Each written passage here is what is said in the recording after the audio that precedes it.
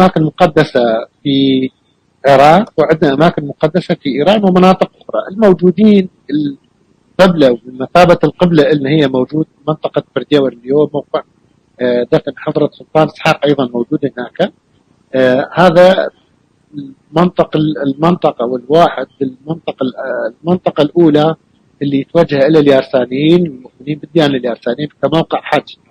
واكو مناطق ومزارات اخرى، ولكن في العراق عندنا مقام سيد ابراهيم في بغداد، وسيد احمد في كركوك، وباوى محمود في منطقة خانقين، وخمس مزارات موجودين في موصل، وفي حلبجة عندنا عدة مزارات موجودين.